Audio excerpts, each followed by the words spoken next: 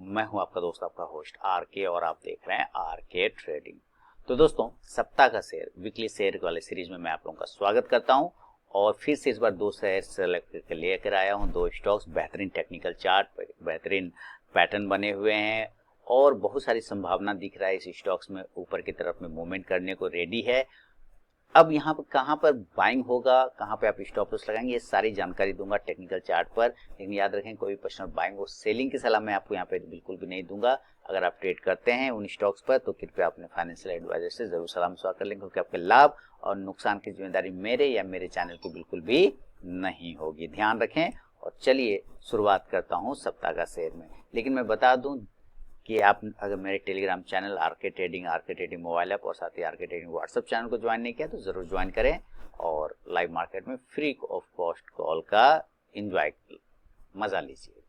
चलिए, तो सबसे पहला सप्ताह का शेयर जो है, नाम नहीं सुना होगा, बहुत कम रडार पर आता है और टीवी पे तो बिल्कुल भी नहीं आता है। ठीक है, उसका नाम है साउथ।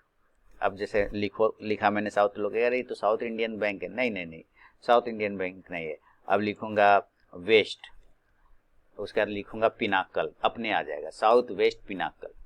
क्या नाम है? साउथ वेस्ट पिनाकल लिमिटेड, इस स्टॉक्स का नाम है। पहला सप्ताह का शेयर मैंने साउथ वेस्ट पिनाकल को सेलेक्ट किया है। क्लियर? नाम तो आप जान गए। अब रीजन समझते हैं क्यों सेलेक्ट किया है। तो सबसे पहले तो आप एक कैंडल अगर आप देख रहे हैं, फ्राइडे वाली कैंडल, ये मेरे लिए उतना इंपॉर्टेंट नहीं है, लेकिन अगर आप कैंडल का पावर देख रहे हैं तो काफी ज्यादा बुलिश है। और अगर नीचे की तरफ में वॉल्यूम के साइड में आप देखें तो फर्स्ट टाइम गिरावट के बाद यहाँ पे एक पॉजिटिव सिग्नल दिया है। एक तो ये हो गया। टेक्निकली क्या है कि इस स्टॉक्स ने एक ब्रेकआउट दे दिया है ऑलरेडी, आप ध्यान से समझिएगा। एक ब्रेकआउट दिया, देखिए यहाँ से ट्रेंड लाइन का रजिस्टर था और क्लियर कट ब्रेकआउट हो गया। अब चूंकि ये ब्रेकआउट हो चुका है तो आप लोगों को लगेगा कि अरे यार, पहले ही ये 20% मूव कर गया, अब तो दिक्कत होगी। नहीं, बिल्कुल ऐसा बिल्कुल बात नहीं है। आप यहाँ से ध्यान से देखिए। अभी इस स्टॉक्स के पूरा मैं आपको समझाने की कोशिश करूंगा। ये था सपोर्ट एरिया, ये फिर सपोर्ट, ये फिर सपोर्ट, और इस तरह से होते हुए ये ट्रायंगल पैटर्न का ब्रेकआउट कर गया।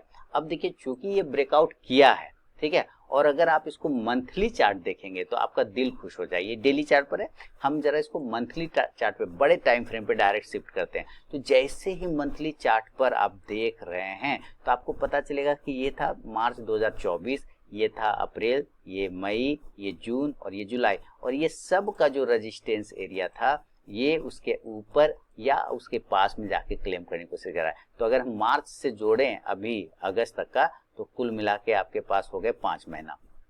5 महीना का है ना ब्रेकआउट होता हुआ इस स्टॉक्स में नजर आ रहा है। अब मंथली चार्ट पे आपको ध्यान रखिए, देखिए कि क्या कर रहा है कि अगर ये एक एनआर रेंज में फंसा हुआ है ना, एनआर रेंज है ना, एनआर मेरी स्ट्रेटेजी है ना, एनआर 4 और 7, तो आप इसी एनआर रेंज में ये फंस गया है। इस एनआर रेंज का ये ब्रेकआउट करने की कोशिश करता हुआ नजर आ रहा है। और अगर पीछे अगर हिस्ट्री पे देखते हैं, पीछे थोड़ा सा मैं इसी लाइन को आगे ड्रॉ कर लेता हूं, इस तरह से देखिए तो पता चलेगा इसी एरिया पे पहले भी ये रेजिस्टेंस था, और जब इसको ब्रेकआउट किया था मंथली चार्ट पे ही, तो ये बहुत अच्छा सा रैली दिखाते हुए ऊपर की साइड में भागा था। यानी कि कहीं ना कहीं हिस्ट्री को रिपीट करने की ये फिर से कोशिश कर रहा है और फिर से तैयारी कर रहा है। तो आपने मंथली चार्ट पे देखा, जबरदस्त बुलिश है। अगर आप वीकली चार्ट पे थोड़ा सा देखें, चलिए मैं वीकली चार्ट भी लगा देता हूं यहाँ पर आपके सामने में, तो आपको आएगा पता कि अरे यार, ये भी तो जबरदस्त है। वीकली चार्ट पे भी और भी अच्छा स्ट्रांग है, मोमेंटम है ना, दिखाने की कोशिश कर रहा है। अब देखिए, इसको वापस मैं डेली पर लेकर आता हूं, तो आपने देखा कि मंथली चार्ट का ये ब्रेकआउट कर रहा है, वो भी 5 महीना का रेजिस्टेंस था, उस एरिया को तोड़ने की ये कोशिश करता हुआ लग रहा है। अब मान लीजिए ये ऊपर भाग गया, कुछ लोग कहेंगे कि अरे यार, ये तो ऊपर भाग गया, तो कैसे? तो देखिए, जो चीज ऊपर गया वो तो नीचे आएगा, ये तो स्वाभाविक है। स्टॉक मार्केट में क्या होता है कि कुछ तो धादर ऊपर भाग जाता है, लेकिन होता क्या है, एक होता है पुल बैक। क्या होता है? पुल बैक थ्योरी होता है, आपको पता है, पुल बैक। अब ये पुल बैक में क्या हुआ, ये ऐसे ऊपर गया, पहला कंडीशन ये होगा कि एक और ग्रीन कैंडल यहाँ पे ऐसे करके बना दे ऊपर में, ठीक है, और एक ग्रीन बना दे, हमें उससे क्या मतलब। हो सकता है ये पुल बैक करके नीचे आए। अगर ये नीचे आता है और ये आपको 120 रुपए के आसपास में मिलता है, ध्यान से समझिए, क्या 120 के आसपास मिलता है, तो एक कोशिश किया जा सकता है यहाँ पर पोजीशन बनाने का। बात समझते जाइएगा, ठीक है। वह 120, अगर ये नीचे प्रॉफिट बुकिंग में फंसता है तो इस 120 121 के आसपास में आपको एक पोजीशन का मौका मिलेगा। नंबर 1 कंडीशन हो गया, एक नंबर। सेकंड नंबर कंडीशन क्या होगा कि ये नीचे ही नहीं आया, तब कहेंगे तो क्या करेंगे, तो अगर ये नीचे नहीं आया और अपने इस रेजिस्टेंस एरिया, यहाँ पर एक रेजिस्टेंस है, इस रेजिस्टेंस एरिया के ऊपर ही वो सस्टेन कर जाए, जिसका कि भाव आता है 135, कितना आता है 135 के ऊपर, तब यहां पर एक एंट्री बनती है। अब आप समझिए कंडीशन नंबर 2 कि अगर ये पहले ही 135 को ब्रेक करे तो एक एंट्री बन गई, और अगर यह रिजेक्शन करके नीचे आ गया 120 पर तो हमने पोजीशन बना लिया, या एंट्री लेने के बाद नीचे आया 120 के आसपास में, तो हम यहाँ पर क्वांटिटी को ऐड करेंगे। क्या करेंगे, क्वांटिटी को ऐड करेंगे। अब बात समझ में आ गया, पहले नीचे आ गया 120 पर तो पोजीशन बना लेंगे, टेंशन नहीं रहेगा, और अगर ये नीचे नहीं आया और डायरेक्ट पहले ऊपर ही ब्रेक करता है तो 130 के ऊपर पोजीशन बन जाएगा, और बनाने के बाद नीचे आता है तो 120 के आसपास में क्वांटिटी को ऐड कर लेंगे। क्लियर हो गया। अब देखिए इसका स्टॉप लॉस समझिए, अगर आपने मान लेते हैं कि पहले ये 120 पर आता है और आपने यहाँ पे ऐड किया, तो इसका स्टॉप लॉस जो बनता है वो छोटा स्टॉप लॉस बनेगा 110 रुपए का, 110 का स्टॉप लॉस बनेगा। अगर पहले ये 120 पर आता है तो, और आप पोजीशन बनाते हैं तो 120 पर, तो 110 का स्टॉप लॉस बनेगा। लेकिन अगर 135 के ऊपर निकल गया और आपने पोजीशन बना लिया है, तो उस कंडीशन में 135 के ऊपर आपने पोजीशन बना लिया, तो उस कंडीशन में इसके हिसाब से यहाँ पर स्टॉप लॉस बनेगा 120 रुपए का। क्लियर हो गया। अब मान लेते हैं बनाने के बाद फिर नीचे आया जो कि पहले बना, तो फिर आपने क्वांटिटी ऐड किया तो एवरेज हो गया, तो एवरेज होने के बाद आपका स्टॉप लॉस हो जाएगा 115 रुपए का। क्या हो जाएगा, तीसरा कंडीशन में स्टॉप लॉस 115। आई होप आप समझ गए होंगे सारी बात, ठीक है, कि किस तरह से करना है। बात को कहीं कोई कंफ्यूजन नहीं है, आपको समझ में आ रहा होगा। उम्मीद है कि पहले अगर निकल गया 135 के ऊपर तो आप एंट्री कर रहे हैं तो स्टॉप लॉस 120 का रहेगा। लेकिन अगर ये ब्रेक नहीं किया और नीचे आ जाता है और नीचे आने के बाद 120 पर आप पोजीशन बनाते हैं तो उस कंडीशन में स्टॉप लॉस 110 का रहेगा। लेकिन अगर आपने पोजीशन बना लिया 135 के ऊपर तब नीचे आता है तो क्वांटिटी को ऐड करना पड़ेगा, तो एवरेज प्राइस चेंज हो जाएगा आपका, तब उस कंडीशन में स्टॉप लॉस रहेगा 115 रुपए का।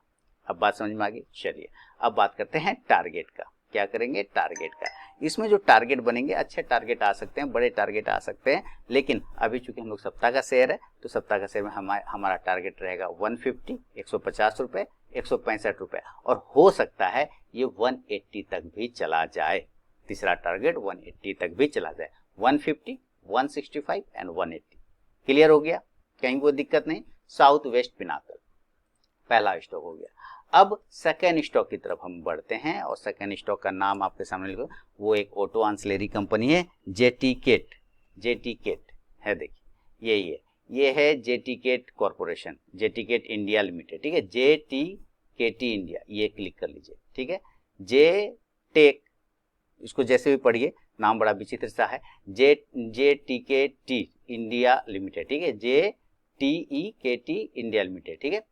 तो ये है आपके लिए सेकेंड स्टॉक सप्ताह का शेयर। अब इसको सिलेक्शन रीजन समझते हैं कि ये क्यों सेलेक्ट किया है। सेम कंडीशन कि आप देखिए कितना बढ़िया तरीके से ट्रेंड लाइन का सपोर्ट लिया है, कितना जबरदस्त तरीके से डेली के चार्ट पे पूरा का पूरा तैयार बैठा है ब्रेकआउट करने के लिए। देख रहे हैं, जबरदस्त। एक, और यहाँ से आप चले जाइए 2, है ना, यहाँ से चले जाइए 3, एक तो ये हो गया ब्रेक बाउंस एरिया। दूसरा क्या है कि आप देखिए ये जो कैंडल है, ये वाली कैंडल, इसी कैंडल का ये रेजिस्टेंस लेता हुआ भी आपको नजर आ रहा है, यानी ये भी कहीं ना कहीं एक नैरो रेंज में फंसा हुआ है। क्लियर हो गया। 2, तीसरा है कि इसी नैरो रेंज पर हम एक लाइन को ऐसे लगाएंगे इस तरह से और आगे खींच लेंगे तो पता चलेगा यही एरिया इसका रेजिस्टेंस एरिया पहले भी था। देख रहे हैं ना, पहले भी था रेजिस्टेंस, यहाँ पे पहले भी था, और इसी रेजिस्टेंस को जब यहाँ ब्रेकआउट किया था तो जबरदस्त रैली ऊपर की तरफ में दिखाया था, बहुत बढ़िया रैली दिखाया था, और अब उसी एरिया के आसपास में दोबारा आ गया। अगर ये नीचे गिर जाता है, तोड़ देता है, तो छोड़ देंगे, हमें क्या मतलब है, कोई मतलब नहीं, छोड़ देंगे, कोई दिक्कत नहीं है। लेकिन अगर यहाँ से ये ऊपर की तरफ निकालता है तो मूवमेंट तो बनना चाहिए तब, है ना, इसके वजह से इसका सिलेक्शन हो गया है। तो हमने बाय करना है जेटीकेट इंडिया को 180 के ऊपर। कितना को ऊपर करना है, अभी क्लोजिंग 177.50 चल रहा है जेटीकेट इंडिया का, इसको करना है 180 के ऊपर बाइंग, और जो स्टॉप लॉस होगा 180 के ऊपर बाइंग करना है, और जो स्टॉप लॉस होगा इस कंडीशन में 165 165 रुपए का होगा, और जो टारगेट होगा जे टिकट इंडिया का 195 195 रुपए से लेके 210 रुपए, जो ऊपर वाला सिरा होगा 210 का, वो टारगेट आपको देखने को मिल सकता है। यहाँ पे रेजिस्टेंस एरिया के आसपास ये 210 के आसपास का आता है, वहां पर आपको ये देखने को मिलेगा। तो ये है जे टिकट इंडिया और साउथ वेस्ट पिनाकल नाम का जो शेयर है उसका सप्ताह का शेयर एनालिसिस। पूरा बेहतरीन पैटर्न बना हुआ है। हो सकता है प्रॉफिट बुकिंग में आ जाए तो एंट्री नहीं बनेगा, लेवल नहीं आएगा तो एंट्री नहीं बनेगा। अगर लेवल आता है तो कंडीशन मैंने आपको समझा दिया है, आप उस पर नजर रखें और अपना भी रिसर्च एनालिसिस करें। और ये दोनों शेयर कैसा लगा आप मुझे कमेंट करके जरूर बताइए। साथ ही आपने पिछले किस स्टॉक से प्रॉफिट बनाया है मेरे रिकमेंडेशन वाला, वो उसका भी नाम अगर कमेंट सेक्शन में लिखेंगे तो मुझे मजा आ जाएगा। तो चलिए मिलता हूं मैं नेक्स्ट वीडियो में, तब तक के लिए बहुत बहुत धन्यवाद।